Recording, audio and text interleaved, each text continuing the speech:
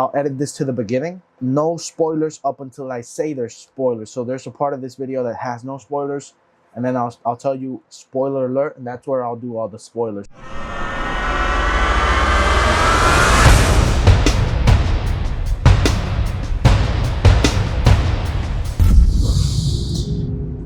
What a movie. I just got done watching Spider-Man Brand New Day. Is it the best Spider-Man movie of all time? I don't know. I just have to see it again. You have to take into account the rewatchability of the film, because I feel like we can all agree Spider-Man 2 from Tobey Maguire is the best critically and just the best Spider-Man film up until today. And there's just conversation about which Spider-Man is your favorite Spider-Man, which let me know in the commentaries which one is your favorite. But a lot of people will say, because of nostalgia, Tobey Maguire's. Some people would say Andrew Garfield's. Me, personally, I love me some Andrew Garfield's, as you could tell from my last video. But I really love his take on Spider-Man. I feel like his physical language when he has the suit on, it's like a Charlie Chaplin kind of like Mr. Bean expressive thing with his body, is very Spider-Man-esque. It feels like the cartoons, it feels like the comic books, it feels like Spider-Man, right? So I really loved Andrew Garfield because of that, because of his suit, because of his expressions with his body. I feel like he really captured that part of being Spider-Man more than Tobey Maguire. But when Tom Holland came out with his first 3 movies, I really loved it. I really did love it. And the way I saw it is, this is his 3-movie prologue. This is his 3-movie origin story, right? This is his Uncle Ben. This is his Lucha Libre fight night, you know? This is his pre-story. This is he's warming up still. So I gave him that chance, you know? And I really loved what Tom Holland was doing. But now in this film, bro, I still don't know if it's the best Spider-Man film that's ever come out, but I know he's my favorite one. I know he's my favorite Spider-Man, though. He has that New York accent down to the T, and it's something like you have to really think about, because it is a bit heavy. But then again, Spider-Man is like a New York townie, right? And Peter's like, he's lived his whole life in New York, especially now. He's living like in the heart of it. So I don't know much about New York, but the fact that they went as far as to give him that heavy New York accent, I appreciate that, because it really adds a lot to the character. Also, his physicality with the suit. He's a bit shorter. He's not as long-limbed as Andrew Garfield, but I feel like he has it down, bro. I feel like he mastered it, like some Shifu water drop kung fu type of thing, right? Well, where he went at it, and now he's the master of like just dressing up as Spider-Man. Like most of the movie, he's wearing the suits. I'm not gonna do spoilers yet. I'll let you know when I'll do spoilers. Okay, I'm not doing spoilers.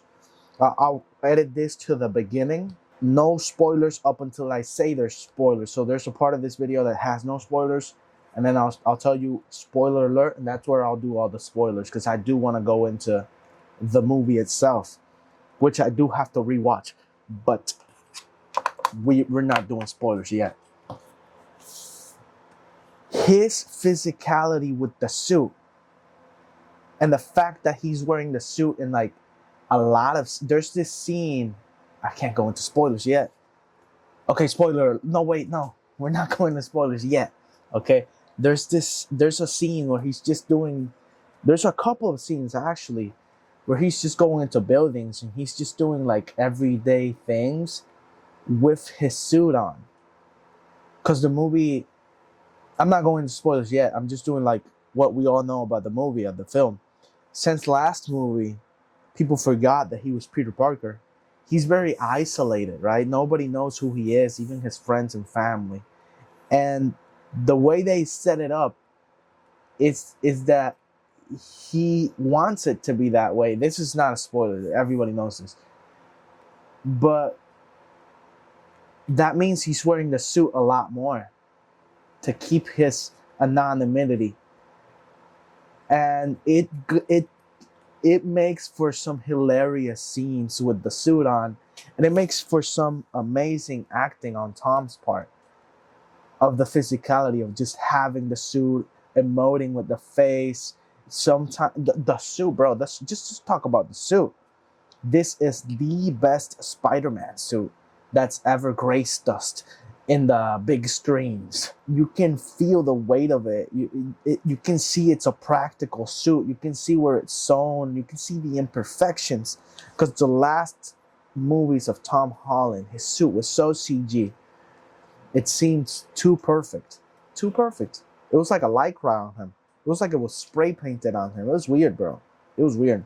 And you could tell it was computer generated a lot of the times he's on screen. But this time around, his suit, it being just tailored to him, like you can feel that it's a real suit, and you can feel that it's real lenses. Also, there's some scenes where he's like close up to the lens and stuff, and you can see his eye through the lens, and it just connects you with the character in a way that you can feel his isolation throughout the movie. It's just a great character building thing. And I think that's the thing about this movie. It's a character building movie. It really elevates his take on Spider-Man and really explores what it means to be Spider-Man, to carry that weight of the power and the responsibility to be Spider-Man. Is it the best Spider-Man movie? I'll go into spoilers because I'm not ready to answer that yet. But like, spoiler alert. That's you. You haven't seen the movie, bro. Right just now. Open another tab. Go into the movie theater and buy your tickets because this is a really great movie. One of my friends in my group said, this movie has no villains. And it is true. But it didn't need them. Let me just adjust this right here. It didn't need any villains because the villain was depression. The villain was his grief. The villain was the process he was going through while being Spider-Man. And it made the movie really interesting because it wasn't like a hero versus villain movie.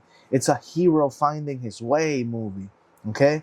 So the moment I saw that guy from Damage Control, I knew this dude is evil. Okay, he's lying through his teeth. Because he was too careful with it. He was too putting on an act. He was a liar, bro. You could tell from the second you saw him. So you knew he was the actual villain. And then I kind of suspected they were gonna do Jean Grey, because then what was Sadie Sink doing in the movie, you know? But that's what I'm saying though. Like the fact that I went in with the hype, with the spoilers, with the not trying to get any spoilers. I got one spoiler, which I thought was not a big thing until I saw that it's the ending scene where he goes into the muscle memory handshake with Ned and he gets all his memories back. But then again, if Ned remembered Peter, why didn't MJ remember Peter? And I think she did. In the last scene where she's looking like at the city and she touches the necklace that he gave her, I think that's when she remembered who Peter was, not when she read the letter. So she kind of, and just the fact that she didn't remember, but she was open to giving him another chance, was a great way of just conveying to you how you can start again with someone. Even, you know, I'm not saying go back to your ex. That's not what I'm saying. I feel like that's what a lot of people are going to take from this movie. That's not what it is, bro. But it's like, hey, be open to getting to know people again, because you knew them like what, 4 or 5 years ago. But people can change, people can evolve. Also, one of the friends that was in the group, is a she's a psychologist, right? So she was psychoanalyzing the whole movie. And that's kind of my take on it. Is this was a very psychological movie with Peter Parker being at the middle of it, like at the heart of it.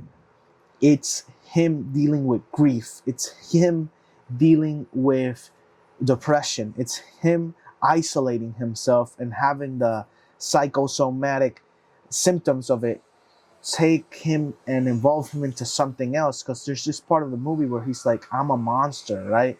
Like, this is what you would put on a monster. And MJ kind of like says to him, no, you're not a monster. You're just changing, right?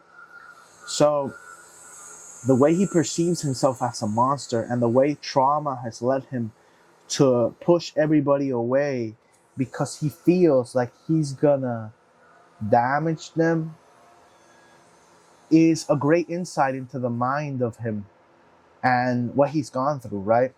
And just I feel like Jean Grey as an antagonist was a very good choice because of the psychic, telepathic scenes they could do with him. You know, they've done this with Professor X a lot of times where he goes into people's minds and kind of figures them out. But when she went into his mind and found Aunt May, you could tell she was still living inside of Peter. She's still living because she gave Jean Grey a whole new monologue that wasn't the same monologue they gave at the beginning of the movie. I'm kind of geeking out. This isn't maybe a review. I'm just talking about the movie. I just loved it, man. I loved the Punisher as well. I loved every character. Oh, I'm glazing this movie so much, but it's the fact that they handled character arcs so well. Punisher, for example. Punisher, bro. He starts off as like tough guy Punisher, which he always is. Oh, I'll kill him or shoot this guy, whatever. You beep beep beep beep, right? But as the movie kind of goes by, when you see the pictures of his family, and he goes and tells Peter, "You think if I had somebody I loved, you think I'd be doing this? You think this is a lifestyle chose? You think I choose to do this? I'm forced to do this. This is what like I had to become because of what happened to me, right? And because I have no people." So he's opening his heart up to Peter, like, you don't want to be like me, bro. I don't want to be like me. And then you see, as Peter becomes that loved one to him, as Peter becomes a friend to him, you start to see a more lighthearted side of the Punisher, which we never get to see. And he kind of becomes just Frank Castle and his friend, you know? At the end, he puts on the mask and he's like yelling, and he's very childlike. And I feel like that character arc with the Punisher really captured what Spider-Man is in the comics, bro. Because in the comics, he'll bring out joy in people, bro. He'll bring out joy in people. And that's what Spider-Man means to a lot of people. The mask means it's gonna be okay. No matter how horrible it is, it's gonna be okay. And the fact that you could see that rubbed off on Punisher, bro, of all people, it just warmed my heart, bro. I ended this movie with a smile on my face, which was amazing. And I love that it picked up just where the last movie dropped, which last movie did as well. No Way Home picked up just to where the Mysterio movie left off. That continuity, none of the Spider-Mans had that continuity in their movies. So it adds a lot of points to Tom. To me, and this is my final statement, I have to rewatch it. But as I was watching it, I saw it on Screen X, which is amazing as well. It's very immersive.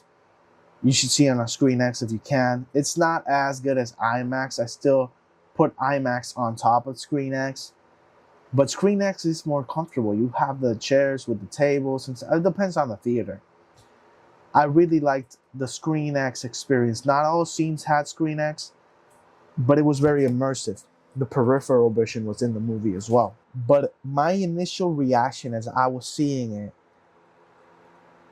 was that it was my favorite Spider-Man movie. Because even though it had the Hulk, it had the Punisher, which the Hulk, oh, bro, the way they brought him in, and they brought him back, and they gave us that fan service Hulk remembering Peter moment, and they gave us that fan service Punisher carrying Spider-Man from that.